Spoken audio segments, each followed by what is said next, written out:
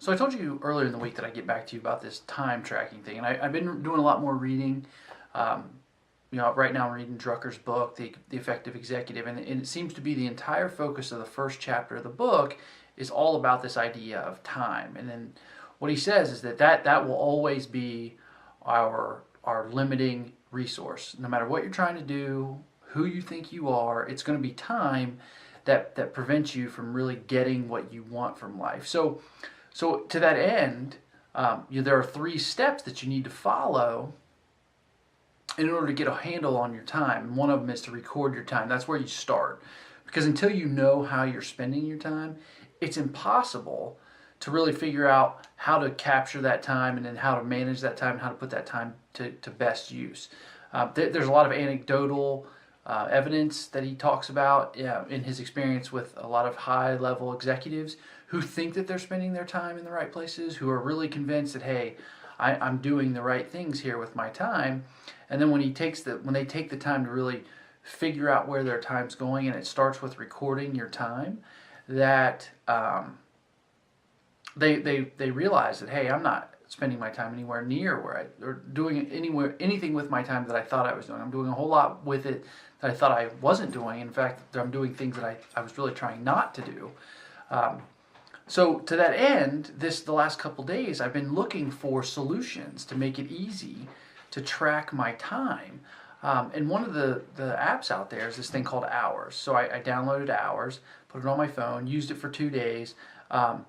It sucks. It is not a solution for what we're trying to accomplish here. I think a lot of those solutions that are out there are geared toward hourly workers, a lot of knowledge-based workers, whether they're architects, engineers, attorneys, psychologists, anybody who bills by the hour, freelance artists, designers, programmers, anybody who bills their clients by the hour. All these apps are really focused on those people, and there's nothing out there in the marketplace, at least nothing that I've been able to find lately, that is set up just for like personal development, to explore this idea that, hey, we need to figure out where our time goes. And in order to figure out where our time goes, we have to start with recording it so that we can figure out, gosh, that's been horribly out of focus the last several minutes here.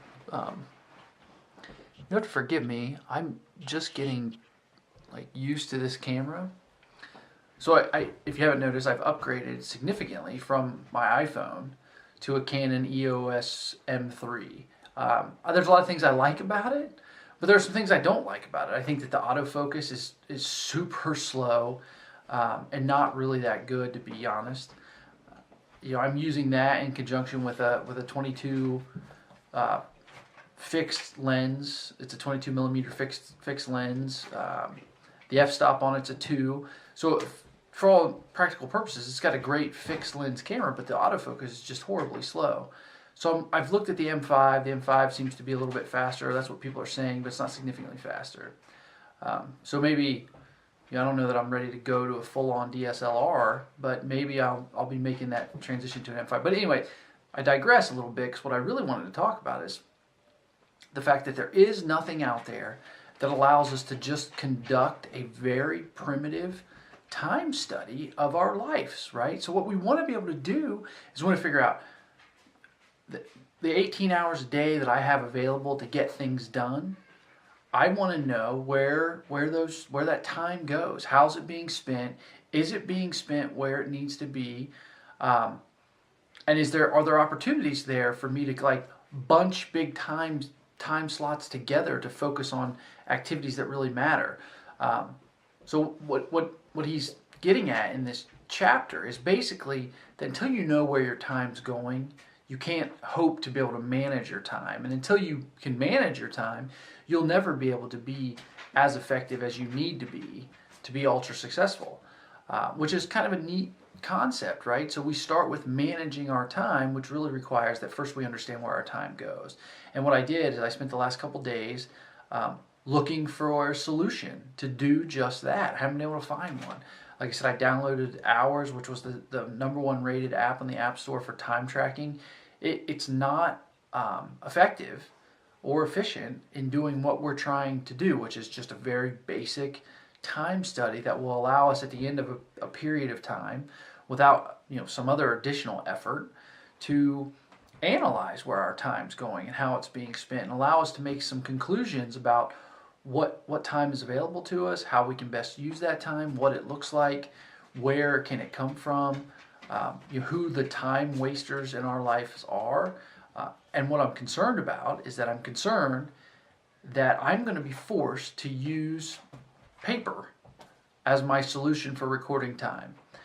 And then the only way for me to get that into a format that I can really analyze it is going to be to give it to some virtual assistant, probably, who can put it into a spreadsheet so that I can analyze it, so that we can begin to determine, answer those questions that will ultimately allow us to manage our time better. And then once we can get to a point to manage our time, we'll get to a point where we can start to use our time more effectively. So that's where I am today. It's kind of disheartening that I have not, this day and age, there's not a solution out there for this kind of thing. If there is, leave it in the comments.